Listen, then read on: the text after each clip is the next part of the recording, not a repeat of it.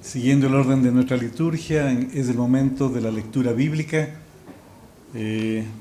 misma que se desarrollará en el texto de los Hechos de los Apóstoles, capítulo 4, versos del 23 al 37. Hechos de los Apóstoles, capítulo 4, versos del 23 al 37. Conforme lo vayan encontrando en sus Biblias, les ruego ponerse en pie para de esa manera respetar la bendita palabra de Dios. Los que no tengan su Biblia o su aparato celular pueden leer acá al frente. Y la bendita palabra de Dios dice así: y puestos en libertad vinieron a los suyos y contaron todo lo que los principales sacerdotes y los ancianos les habían dicho. Y ellos, habiéndolo... Amentes la voz a Dios y dijeron: soberano Señor, tú eres el Dios que hiciste el cielo y la tierra, el mar y todo lo que en ellos hay. Que por boca de David tu siervo dijiste: ¿por qué se amotinan las gentes y los pueblos piensan cosas vanas? Se reunieron los reyes de la tierra y los príncipes se juntaron en uno contra el Señor y contra su Cristo. Porque verdaderamente se unieron en esta ciudad contra tu santo Hijo Jesús, a quien ungiste, Herodes y Poncio Pilato, con los gentiles y el pueblo de Israel. Para hacer cuanto tu mano y consejo habían antes determinado se sucediera. Y ahora, Señor, mira sus amenazas y concede a tus siervos que con todo denuedo hablen tu palabra. Mientras recibes su mano para que se hagan sanidades y señales y prodigios mediante el nombre de tu santo Hijo Jesús. Cuando hubieren orado, el lugar en que estaban congregados tembló, y todos fueron llenos del Espíritu Santo y hablaban con denuedo la palabra de Dios. Y la multitud de los que habían creído en corazones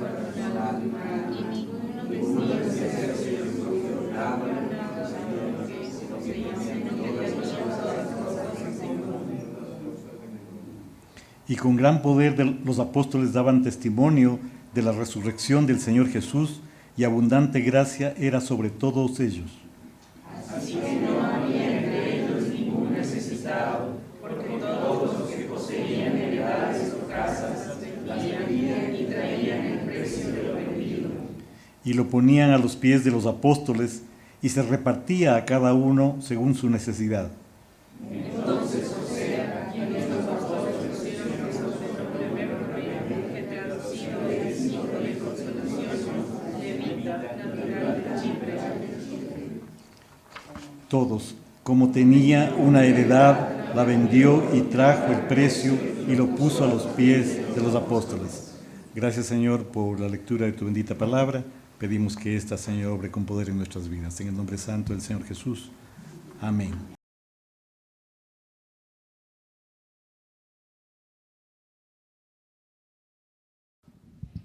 Amén. ¿Pueden tomar asiento? Siempre que tenemos la cena del Señor nos extendemos un poquito en estas actividades que tenemos, pero ahora vamos al tiempo de la palabra.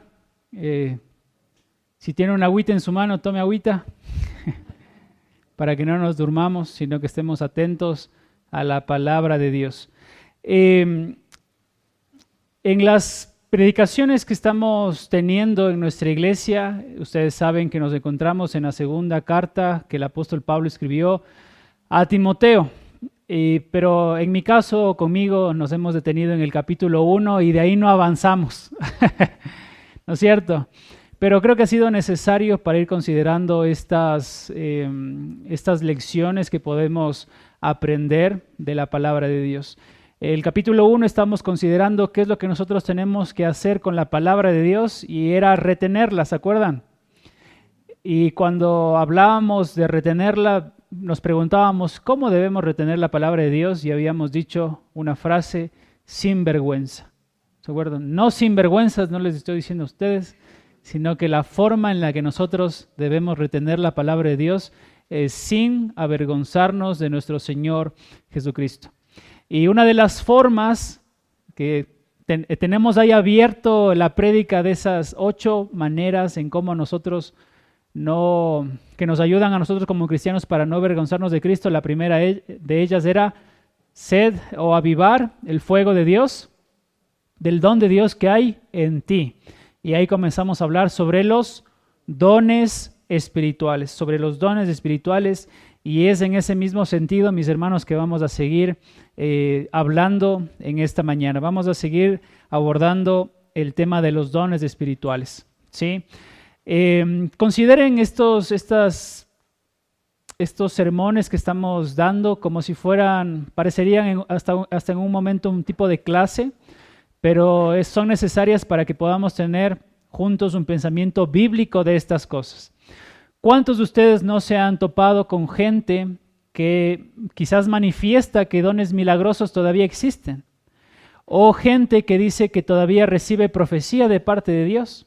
O gente que todavía que dice que tiene el don de exhortación, que tiene el don de dar, que tiene el don de fe y los otros dones. ¿Okay? Todos estos dones que hemos nombrado en la lista. Y en un sentido, mis hermanos, nosotros debemos considerar que son dones del Espíritu de Dios.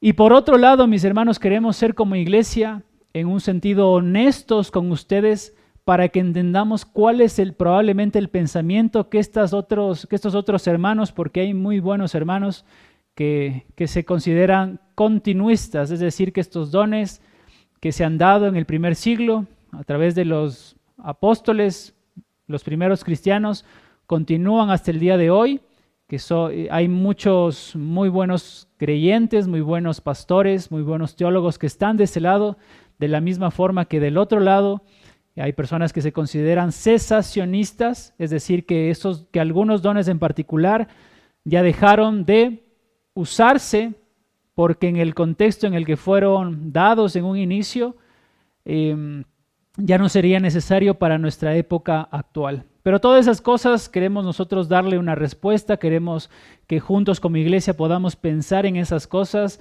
y en esta predicación de esta mañana vamos a tratar, aunque el tiempo es corto, de colocarnos en la posición de los cesacionistas, ¿ok?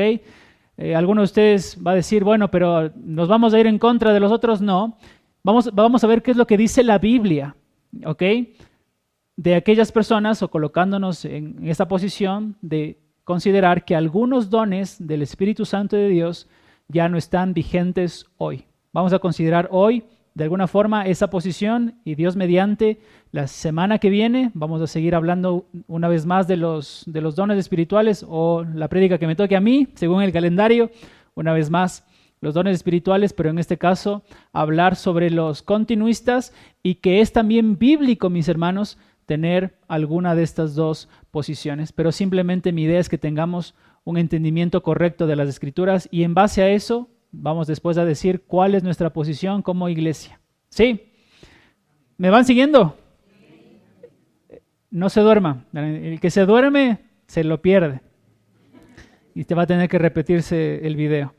Entonces, mis hermanos, habíamos hablado de que un don espiritual, según la palabra utilizada en 2 Timoteo capítulo 1, versículo 6, en el que Pablo le dice a Timoteo, te animo a que avives el fuego del don de Dios.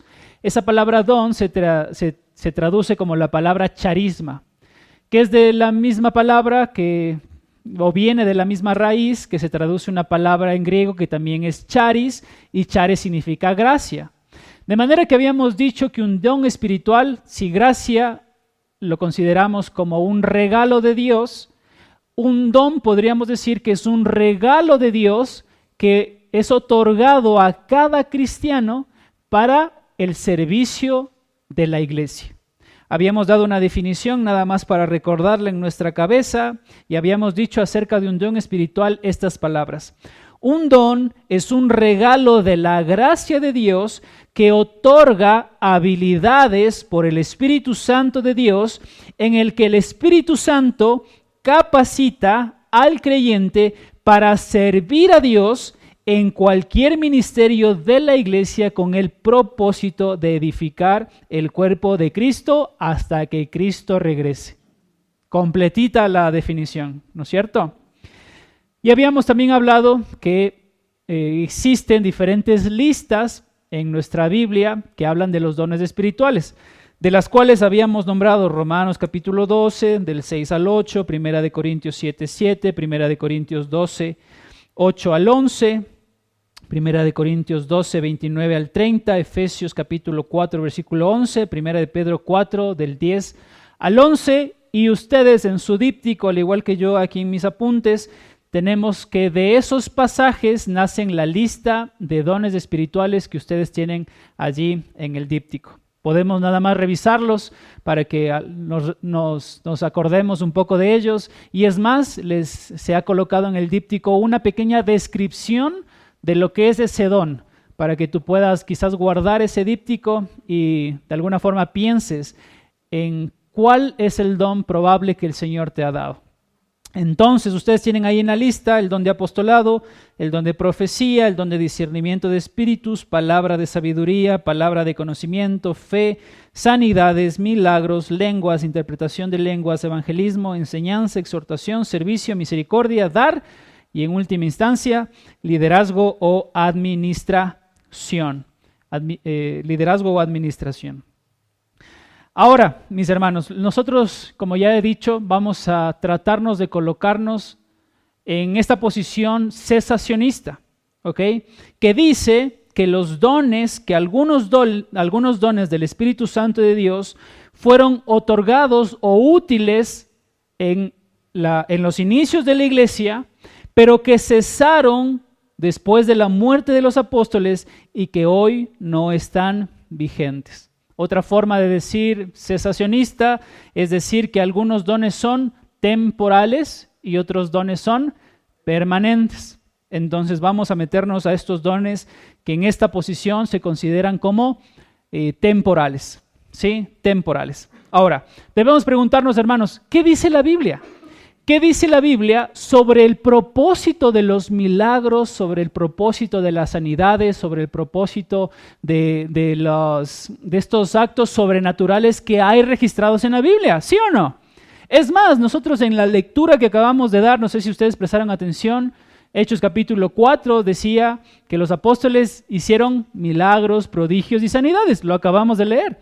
Entonces nosotros en un sentido no podemos negar que eso haya existido en un momento y ya vamos a ver si podemos afirmar si podrían continuar hasta el día de hoy. Pero pensemos, ¿qué nos dice la Biblia en cuanto a los milagros que sucedían en el tiempo apostólico, en el tiempo del primer siglo? ¿Para qué funcionaban los milagros?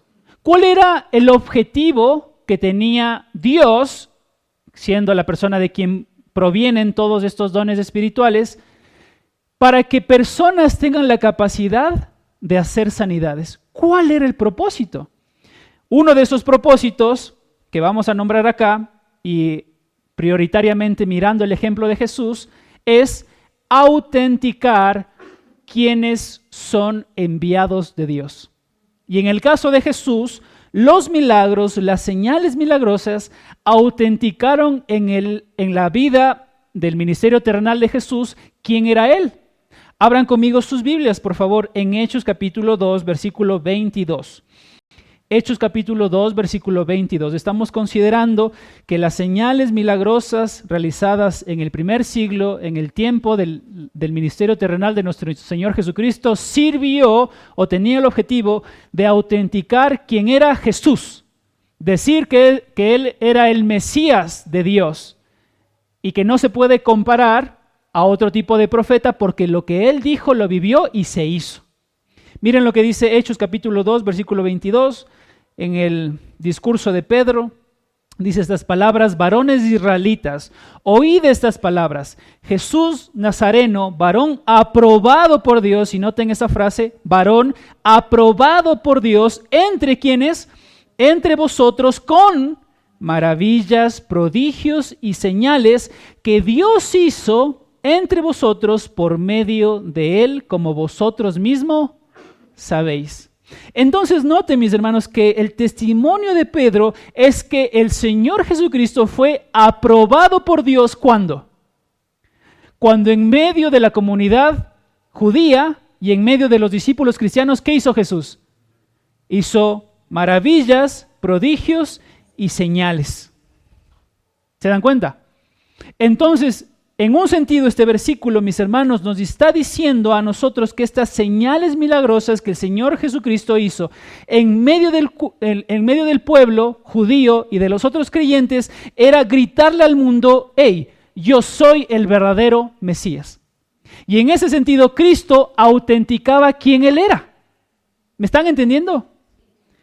Jesucristo, a través de todas esas señales milagrosas, podía gritarle al mundo: yo soy el Hijo de Dios, porque nadie que no sea el Hijo de Dios puede hacer las obras y salir las palabras que yo estoy haciendo y diciendo en el ministerio terrenal. ¡Wow!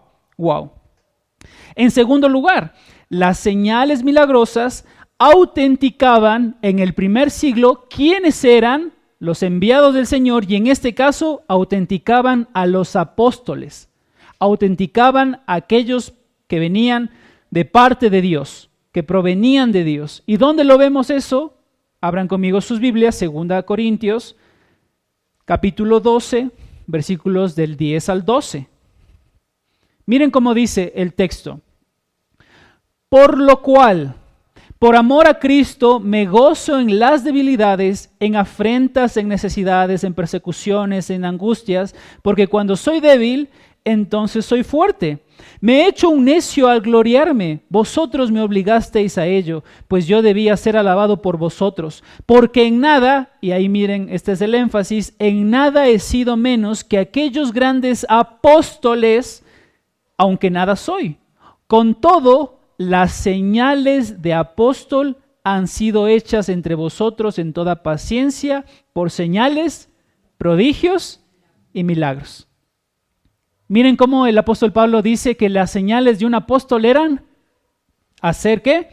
Señales, prodigios y milagros. De manera que, mis hermanos, un apóstol en el tiempo de nuestro Señor Jesucristo era autenticado en el sentido de que era enviado por parte de Dios cuando hacía ¿qué obras? Estas que acabamos de leer. Señales milagrosas. ¿Se acuerdan ustedes cuando Pablo estuvo de naufragio y le picó una serpiente? ¿Le pasó algo a Pablo? No. Cosas impresionantes. ¿Se acuerdan ustedes cuando estaban los discípulos caminando por la puerta llamada La Hermosa y la sombra de Pedro cayó sobre un paralítico? ¿Y qué pasó? Se levantó, se sanó. Es más, la Biblia nos dice que muchas personas traían las posesiones de las personas enfermas a los discípulos y solo con esas posesiones gente era sanada. Milagros, prodigios y señales. Mis hermanos, ¿por qué podemos considerar esto del Nuevo Testamento? Porque en el Antiguo Testamento también sucedía algo similar. Miren conmigo, por favor, Deuteronomio capítulo 18, del 18 al 22. Deuteronomio capítulo 18, del 18 al 22. Miren cómo el Antiguo Testamento también dice que un verdadero profeta, un verdadero enviado de Dios, es una persona en la que se cumple lo que él está diciendo. Si un profeta del Antiguo Testamento decía que venía de parte de Dios y no venía de parte de Dios y estaba inventándose ese mensaje, esa persona moría. Tenía que morir. Pero en cambio, o en contraste, una persona del Antiguo Testamento que venía en nombre de Dios y se cumplía, esa persona hablaba en nombre de Dios. Lean conmigo. Versículo 18, Deuteronomio 18, del 18 al 22. Profeta les levantaré de en medio de sus hermanos como tú, y pondré mis palabras en su boca, y él les hablará todo lo que yo le mandare. Mas a cualquiera que no oyere mis palabras, que él hablare en mi nombre, yo le pediré cuenta. El profeta que tuviere la presunción de hablar palabra en mi nombre, a quien yo no le haya mandado hablar, o que hablar en nombre de dioses ajenos, el tal profeta morirá. Y si dijeres en tu corazón, entonces, ¿cómo conoceremos la palabra de Jehová, la palabra que Jehová nos ha hablado? ¿Cuál es la respuesta? Si el profeta hablare en nombre de Jehová y no se cumpliere lo que dijo ni aconteciera estas palabras que Jehová no ha hablado. Es palabra que Jehová no ha hablado. Con presunción la habló el tal profeta, no tengas temor de él. ¿Se dan cuenta? El Antiguo Testamento muestra de la misma forma que el Nuevo Testamento un ejemplo de que el profeta falso era una persona que con presunción hablaba supuestamente la palabra de Dios, pero esas palabras que él decía nunca se iban a realizar. ¿Y tal profeta dónde tenía que estar? ¿O qué es lo que tenía que suceder con ese profeta? Tenía que morir. Pero por otro lado, si un profeta venía en nombre de Dios y se cumplía lo que ese profeta decía, entonces venía de parte de Dios. Venía de parte de Dios. ¿Se acuerdan a Daniel, mis hermanos? Daniel es considerado como un profeta, un intérprete de sueños. ¿Se acuerdan qué sucedió cuando el rey estaba buscando personas que interpreten el sueño y él dijo, ya estoy cansado de los falsos? ¿Y qué hizo él? Dice que decidió llamar a otras personas para que interpreten el sueño, pero ¿cuál era la condición? De que él no iba a contarles el sueño. Y así que viene Daniel y él interpreta el sueño, él mira, en un sentido, las palabras de Dios que iban a venir después, 7 años de abundancia y 7 años de escasez. Y puede hablar en nombre de Dios diciéndole al rey lo que iba a suceder sin temor a nadie, porque venía de parte de Dios. ¿Y sucedió o no sucedió? Sucedió. Entonces, mis hermanos, tanto el Antiguo Testamento como el Nuevo Testamento nos muestra que los milagros eran utilizados en medio de la comunidad judía, en medio de la comunidad cristiana, para distinguir entre un verdadero enviado de Dios y un falso. A este argumento se agrega un testimonio más de la Biblia, es Hebreos capítulo 2, versículos del 3 al 4. Miren lo que el autor a los Hebreos nos dice en este pasaje. Versículo 3 dice esas palabras. ¿Cómo escaparemos nosotros si descuidamos una salvación tan grande, la cual habiendo sido anunciada primeramente por el Señor, nos fue confirmada por los que oyeron? Testificando Dios, y noten ahí está el énfasis que queremos darle a este versículo en esta mañana, testificando Dios juntamente con ellos. ¿Y quiénes son ellos? Los apóstoles. Testificando Dios juntamente con ellos, con señales y prodigios y diversos milagros y repartimientos del Espíritu Santo según su voluntad. Entonces el testimonio del autor a los Hebreos es que la persona que habla en nombre de Dios es Dios mismo testificando junto a esa persona porque es enviada de Dios. ¡Wow! Impresionante. Y podemos tener algunos otros ejemplos en toda la Biblia de cómo fue que Dios autenticaba a sus mensajeros. Podemos pensar, por ejemplo, en Moisés. ¿Se acuerdan cuando ustedes en el capítulo 3 y capítulo 4 él tiene que ir delante de Faraón y está, en la zarza ardiendo junto con Dios y le dice, pero ¿cómo fuere yo y cómo hago que Faraón me crea? ¿Se acuerdan que ahí qué hizo el Señor? Milagros. ¿Se acuerdan que su vara se transformó en una serpiente? Y cuando él metió su mano en su regazo, después salió convertida en lepra, y después la volvió a meter y salió sana. Y cuando Moisés fue a decirle a Faraón que deje a su pueblo salir, al pueblo de Dios salir, ¿por medio de qué cosas Dios hizo o le mostró a Faraón la necesidad de, o mejor dicho, de que Dios estaba detrás de Moisés afirmando que era Dios el que les estaba diciendo a Faraón, deja a mi pueblo irse a través de plagas? Podemos después pensar en la viuda que experimentó el reabastecimiento de su aceite. ¿Se acuerdan esa viuda? Que no tenía absolutamente nada para sustentarse y el milagro de Dios, que el aceite no se acababa. Podemos pensar una vez más en Daniel en esta interpretación del sueño que él tuvo. Entonces, mis hermanos, si tenemos este testimonio de la Biblia que nos ayuda a nosotros a pensar que los milagros, las señales y prodigios fueron utilizadas en el tiempo del Antiguo Testamento y en el tiempo del Nuevo Testamento para autenticar a los mensajeros de Dios, entonces, ¿por qué esta posición cesacionista cree que algunos dones cesaron?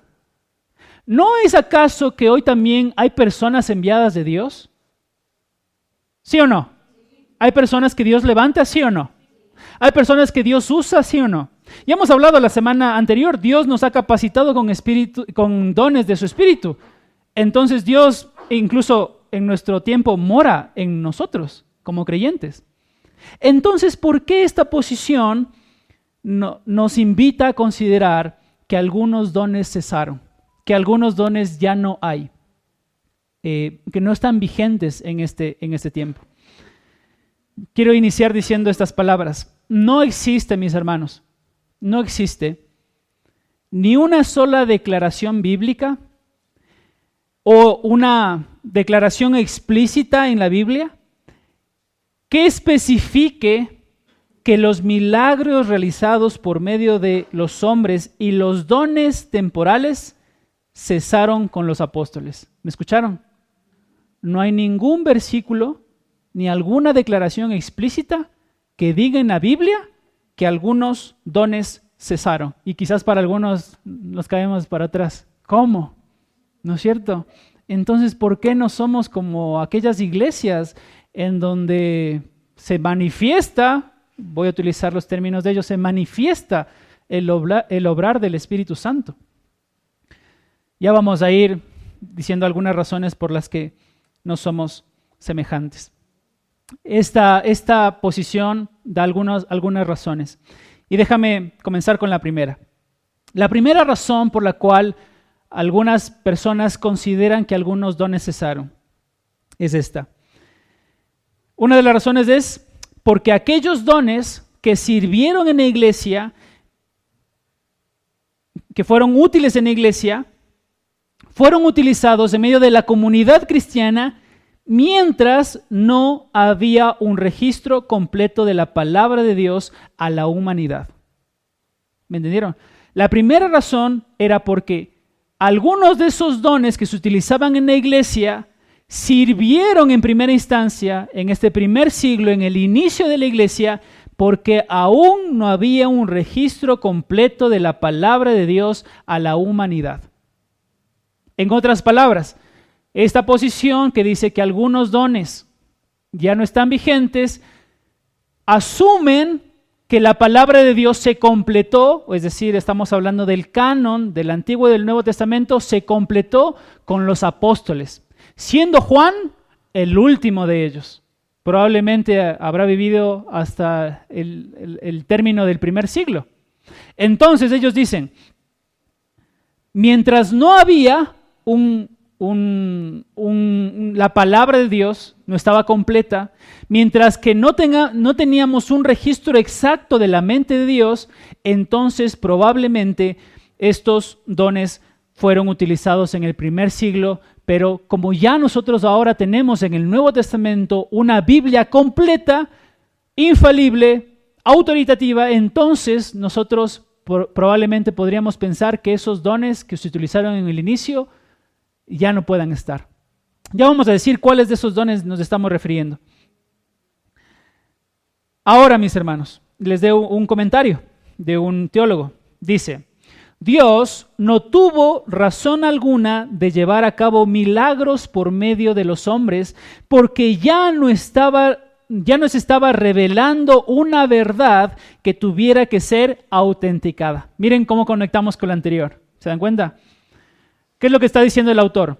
Hoy nosotros como creyentes en el tiempo actual necesitamos tener milagros, prodigios o señales para autenticar la procedencia de Dios como tuvieron que utilizar las personas del Antiguo y del Nuevo Testamento.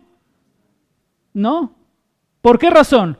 Porque tenemos la palabra de Dios y tenemos el testimonio del apóstol Pedro que nos dice a nosotros que tenemos la palabra profética más segura, a la cual hacéis bien al estar atentos como una antorcha que alumbre en lugar oscuro, hasta que el día esclarezca y el sol de la mañana salga y alumbre vuestros corazones. ¿Se dan cuenta?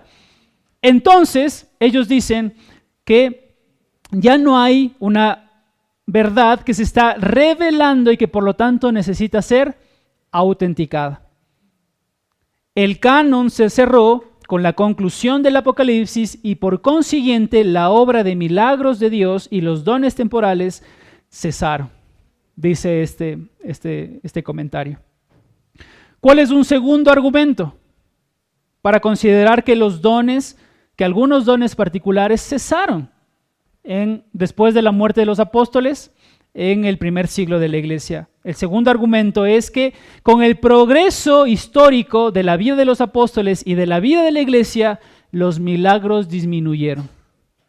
¿Escucharon? El segundo argumento es que con el progreso histórico de la vida de los apóstoles y de la vida de la iglesia, los milagros disminuyeron. ¿Y saben qué? Nosotros tenemos registro de eso en la palabra de Dios. Miren conmigo, Hechos capítulo 19, versículos del 11 al 12. Y yo creo que por el tiempo despuesito, en unos 5 minutos, vamos a tener que terminar y dejar otra prédica abierta. Pero vamos a continuar con esto. Miren, Hechos capítulo 19 del 11 al 12. Yo les pongo, si ustedes quieren anotar ahí al lado, la fecha probable en la que se escribió. Hechos capítulo 19 del 11 al 12, probablemente año 54 después de Cristo. ¿Y qué dice en el año 54 después de Cristo Lucas, quien está escribiendo este registro de lo que Dios quería decir? Dice en el versículo 11, y hacía Dios milagros extraordinarios por mano de Pablo, de manera que aún se llevaban a los enfermos los paños o delantales de su cuerpo y las enfermedades se iban de ellos y los espíritus malos salían. Impresionante. Impresionante lo que acabamos de decir. Eran llevados los vestidos y eran sanos. Año 52. Acabamos de leer en la lectura bíblica, Hechos capítulo 4, que también se afirmaban estas palabras en el inicio de la iglesia, dones extraordinarios y algunos de los que ya dijimos antes. Pero ¿qué otros pasajes nos hablan a nosotros de esta progresión? De que se utilizaron en el inicio, pero que fueron disminuyendo en el primer siglo. Filipenses capítulo 2, versículo 27. Miren en el contexto en el que Pablo, el apóstol Pablo, no decidió sanar a Epafrodito. El apóstol Pablo, el que fue picado por la serpiente y no sucedió nada, el que por medio de él sucedieron muchos milagros. Ese apóstol Pablo, mira lo que dice Filipenses capítulo 2, versículo 27. Y si quieres ponerlo ahí al lado, año 60. El anterior era año 52. Pasa el tiempo, año 60, que es probablemente la fecha en que fue escrita esta carta, Filipenses 2:27, dice, pues en verdad estuvo enfermo, a punto de morir, hablando de Epafrodito. Pero Dios tuvo misericordia de él, y no solamente de él, sino también de mí, para que yo no tuviese tristeza sobre tristeza. El apóstol Pablo abriendo su corazón y diciendo, Dios tuvo compasión de Epafrodito y no se lo llevó a la gloria. Pero dice ahí el apóstol Pablo que él podía hacer algo o que él decidió hacer algo por la vida de Epafrodito. Si estaba ahí con él, Epafrodito, ¿por qué no lo sanó? Otro testimonio, año 62-64 de las epístolas que nosotros estamos considerando como iglesia. 1 Timoteo capítulo 5, versículo 23. 1 Timoteo capítulo 5, versículo 23. Año 62 al 64, probable fecha de escritura de estas cartas. Pablo le dice a Timoteo estas palabras: ya no bebas agua, sino usa de un poco de vino por causa de tu estómago y de tus frecuentes enfermedades. De la misma forma, ¿por qué el apóstol Pablo, si el apóstol Pablo tenía ese poder de Dios para sanar incluso a gente a la que les traían la ropa, ¿por qué no solamente él podría haber orado a Dios o haber dicho, Señor, sana a Timoteo? Y más bien en este texto le dice a Timoteo que use un poco de vino por sus frecuentes enfermedades. ¿Por qué Dios no lo sanó? A través de Pablo. Año 66 y 67, la carta que estamos examinando, segunda de Timoteo capítulo 4, versículo 20. Hablando de Trófimo. Miren lo que dice, lo que hace el apóstol Pablo, estando con Trófimo. Segunda de Timoteo capítulo 4, versículo 20, años 66 al 67. Dice, Erasto se quedó en Corinto y a Trófimo dejé en Mileto, ¿cómo? Enfermo. Y la última mención, Apocalipsis, no vamos a leer este pasaje porque tendríamos que leer los dos capítulos, Apocalipsis capítulo 2 y capítulo 3, tampoco, que es el cierre del canon del Nuevo Testamento escrito por el apóstol Juan. En ninguna de esta primera porción de Apocalipsis se hace mención de algún don milagroso o señal cuando se habla con las iglesias en estos capítulos. Entonces, si ustedes se han dado cuenta, comenzamos en el año 52 con extraordinarias manifestaciones del poder de Dios. Pero conforme fue pasando el tiempo, ¿qué pasó? Año 60, año 62, año 64, año 66, 67, hasta llegar al 95, que fue la fecha en la que se escribió Apocalipsis, disminuyó la presencia de milagros en el primer siglo y con los apóstoles. ¿Se dieron cuenta? Y en última instancia, mis hermanos, el tercer argumento de esta posición es que esos dones cesaron porque ya cumplieron su propósito. Esos dones cesaron porque ya cumplieron su propósito. Y ahí, si ustedes me regalan 5 minutos más, podemos revisar nada más 2 de ellos para finalizar este tiempo. Y vamos a tomar el don de apostolado para que miremos juntos el testimonio de la Biblia que nos dice a nosotros que esos dones particulares cesaron. En este caso, el don de apostolado.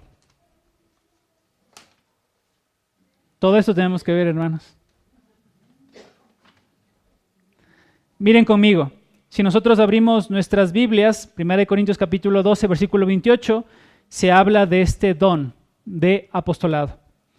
Y ustedes tienen en su díptico cuál es la descripción de ese don. Miren cómo dice la descripción de ese don.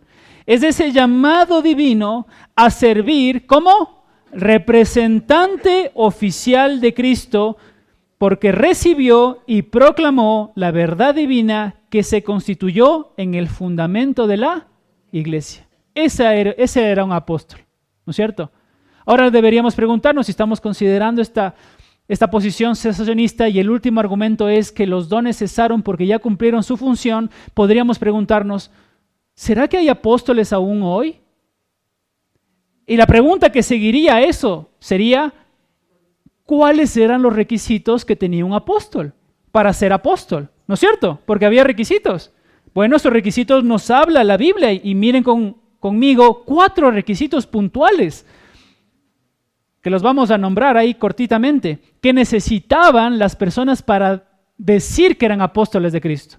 El primero, haber estado en contacto personal con Jesús en su ministerio terrenal. Hechos capítulo 1, versículo 21 al 23. Dice, es necesario pues que de estos hombres, ¿se acuerdan en el contexto de la ascensión al Señor Jesucristo? Se había dado la muerte de Judas y los discípulos tienen que poner a alguien más en el lugar de Judas para tomar su lugar. Y están decidiendo entre Matías y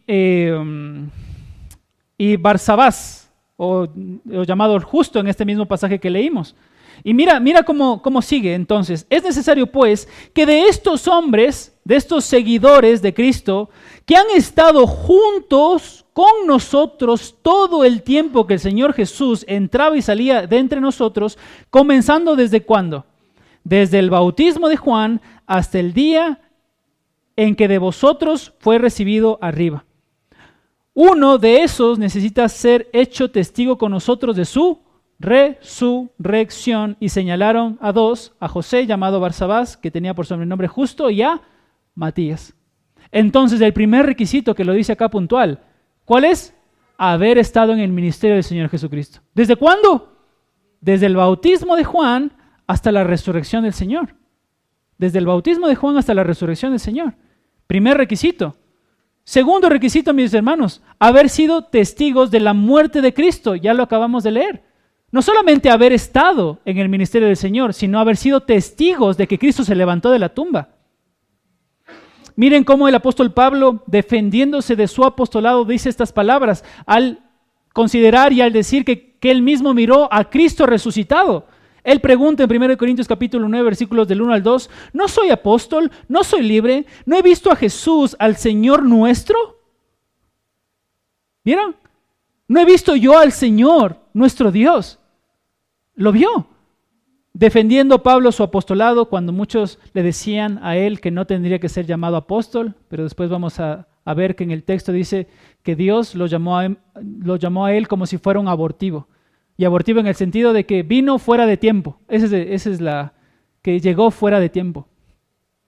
Pero Pablo pregunta, ¿no he visto yo acaso al Señor Jesucristo resucitado? Es necesario, hermanos, segunda condición, haber estado con el Señor desde el bautismo de Juan hasta su muerte y haber sido testigo de la resurrección de Cristo. En tercer lugar, el tercer requisito, haber sido designado directamente por el Señor para ese oficio.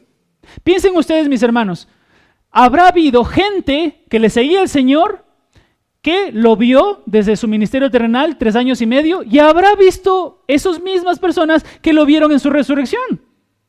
Pero a todas esas personas se los llama apóstoles. ¿Sí o no? Habrá habido gente así, desde el inicio hasta el final. Pero a esas personas no se les llama a todos apóstoles, sino es necesario, en tercer lugar, que Jesucristo mismo les encomiende este encargo. Miren lo que dice Lucas capítulo 6, versículos del 13 al 16. Y cuando era de día, llamó a sus discípulos y escogió a 12 de ellos, a los cuales también llamó apóstoles. a Simón, a quien también llamó Pedro, a Andrés su hermano, Jacobo y Juan, Felipe y Bartolomé, Mateo, Tomás, Jacobo hijo de Alfeo, Simón llamado Celote, Judas hermano de Jacobo y Judas Iscariote, que llegó a ser el traidor. Pero ¿cómo comienza? A estos que el Señor decidió, a estos 12, también los llamó apóstoles.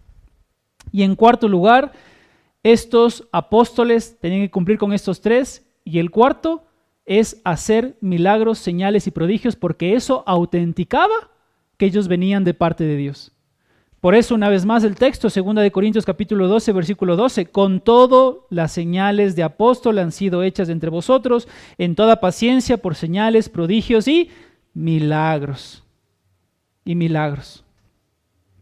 Entonces, mis hermanos, 4 requisitos básicos o necesarios para llamar a alguien apóstol. Les hago una pregunta a ustedes hoy. ¿Será que hay gente hoy que puede cumplir con estos 4 requisitos? Haber visto al Señor desde su ministerio terrenal hasta su muerte, haber sido testigo de su resurrección, haber sido nombrado por Dios directamente, porque ¿se acuerdan ustedes del encuentro que el apóstol Pablo tuvo? ¿Quién se le presentó en una luz en el cielo? Jesús resucitado. ¿Quién puede decir eso hoy? Se me presentó Jesús. Y hacer señales, milagros y prodigios. Entonces, vamos a quedar hasta ahí, deberíamos considerar, hermanos, si esta posición cesacionista nos está ayudando a ver que algunos de esos dones que se mantuvieron en el primer siglo, que hubieron en el primer siglo, hoy ya no están vigentes. Queremos ser nosotros, la palabra es honestos con ustedes y decirles esta posición y esta otra posición. Vamos después a hablar sobre el continuismo, pero mis hermanos, son versículos que nos deberían llamar la atención y deberíamos decir, podríamos considerar a la luz de esto que probablemente la corriente cesacionista está bien. Solo los dejo ahí, seguimos la otra ocasión en la que nos toca compartir juntos. Amén. Mis hermanos, siempre el llamado, Dios te ha dado un don. Dios te ha dado un don. Úsalo, mi hermano. Fíjate en las áreas de la iglesia que necesitan ser levantados ministerios y probablemente tú tengas las ganas y el don necesario para hacerlo. Ven a los líderes de la iglesia, pensemos en honrar a Dios juntos y amar más a su iglesia. Amén. Oramos al Señor. Padre, gracias por regalarnos este tiempo, regalarnos su palabra. Permítanos, Dios, tener un entendimiento bíblico de su obrar a través de su Espíritu Santo. Rogamos, Señor, que usted esté con nosotros, que usted nos guíe a toda verdad, que usted nos ayude a ser una iglesia mucho más piadosa de lo que probablemente somos. Guarde, Señor, nuestras vidas, acérquenos a usted mucho más. Gracias por este tiempo, bendiga a las familias que están hoy reunidas aquí y oramos en el nombre de Cristo. Amén.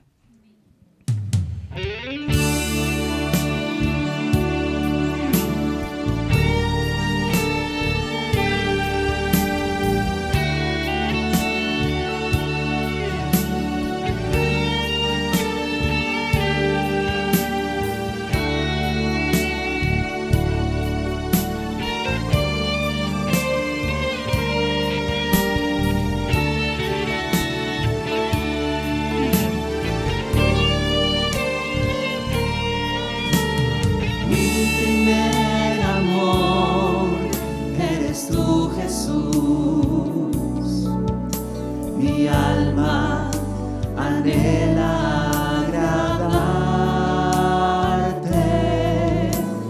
Mi primer amor eres tú, Jesús. Mi alma anhela agradarte. Quiero ser fiel a ti, Señor. Quiero ser todo lo que esperas de mí y no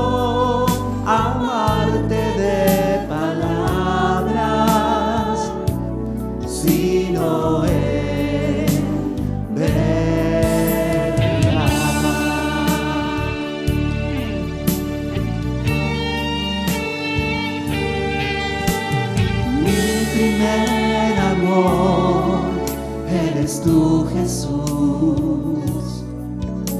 Mi alma anhela agradarte. Mi primer amor, eres tú, Jesús. Mi alma anhela agradarte. Quiero ser fiel a ti, Señor. Quiero ser todo lo que esperas de mí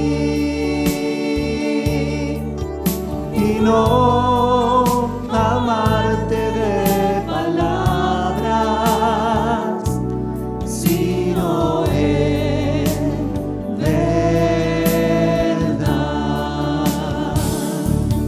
Quiero ser fiel a ti, Señor. Quiero ser todo lo que esperas de mí y no amarte de palabras, sino en verdad.